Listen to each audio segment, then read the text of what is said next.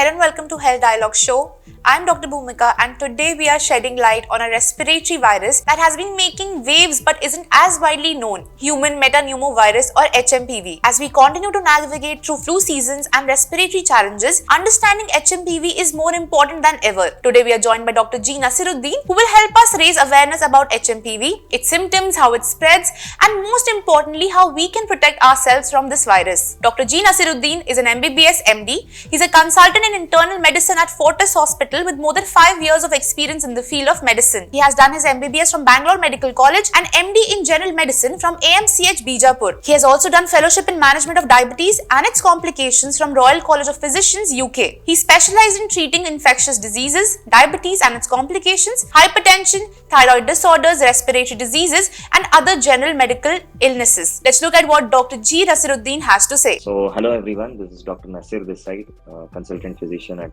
Fortis Hospital, Cunningham Road, Bangalore. So, as Dr. Bhumika introduced to today's topic, we'll be discussing in brief about the HMPV virus, which is making news for not so good reasons all over the world. So, let me just brief you and educate you regarding this new virus. New virus in the sense, this virus has been existed from before. It's just come into the news. Now it's become a star now, routine words if I have to say. So a human metapneumovirus is a respiratory virus, just like a flu-like virus, what we say, just like a simple flu virus, which mainly affects the respiratory system. So the symptoms can range from, being asymptomatic to simple flu-like symptoms as in, having fever, cough, running nose, headache, myalgia in the sense body aches. So these can be the routine symptoms of HMPV virus, and it can range to complicated symptoms like breathlessness, full-fledged pneumonia where patient saturation is dropping and will require ICU care and all this. So this is in brief regarding the HMPV virus. So also, how does it spread? So let us deal in detail about the common doubts what we have in general. So all of us have doubts how does it spread? How can I prevent myself from getting spread from the virus, getting the virus transmitted to my body? So the main thing about this is, so the transmission of the virus can be either through direct contact or through droplet. So it can also happen through contact surfaces as well, just by touching the contact surfaces which is contaminated by the virus, shaking hands with people who have the disease, droplet infection to, severe myalgia or, respiratory distress, pneumonia requiring ICU admissions, respiratory failure. So now who are at risk? So it is a simple flu-like virus which has been existing from before. It has got into news because of the number of people affected by it. And once you have too many people affected by it, you tend to see the serious varieties of cases as well, just like we got to see in COVID. So people of, extreme age group, like people who belong to the child age group, like, ranging from 2 years to 14 years, and those who are beyond 55 years, and those who are immunocompromised or are low in immunity, or who have comorbidities. Comorbidities means some other existing diseases which cause low immunity, as in case of diabetes. Some people might have COPD in the sense respiratory illnesses, predisposed respiratory illnesses like chronic obstructive pulmonary disease, people who have asthma, who have emphysema. So these are the medical respiratory illnesses where the lung already is predisposed for secondary infections otherwise as well.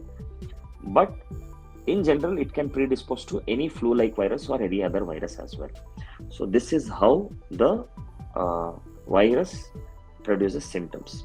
So next, coming to the detection of it, how do you detect this virus? So just as we used to do RT-PCR for COVID, so now we can just take a throat swab and send to for RT-PCR. As we used to do rapid antigen testing or RAT test, what we used to do for COVID, those kits have still not been, though the test exists, the kits aren't easily available because of the magnitude of the caseload. The caseload is very less. Initially, in the first week of Jan, it caused panic elsewhere. We used to see reels, we used to see on social media, YouTube, news channels that it is creating havoc in China, but it is not doing like that in case presently. We are getting to hear less about those virus or virus-like illness, even in India.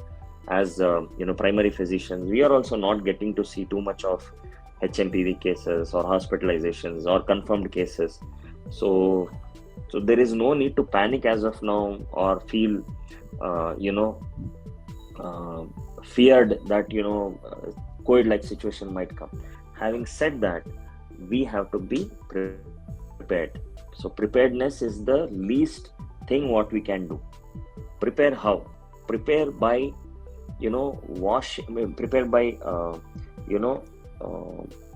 having habits which prevent transmission of the disease mainly.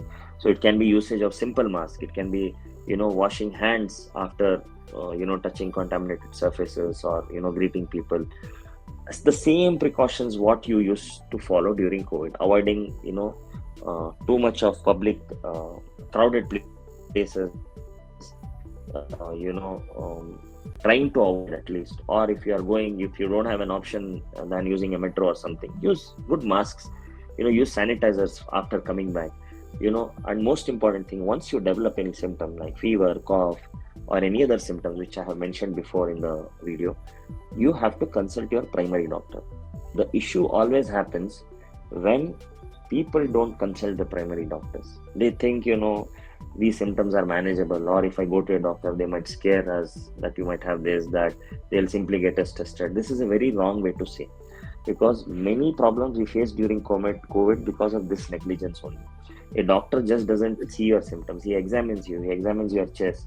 So if he feels that your lungs are also affected, he might ask for some more tests, and the complications can be prevented by doing this.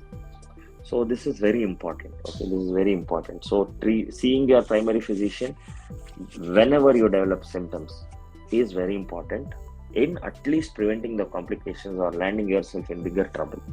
So this is very important. So this is as far as the symptoms, the transmission, the detection of the disease. I told what precautions we need to take, and when we need to see a primary physician.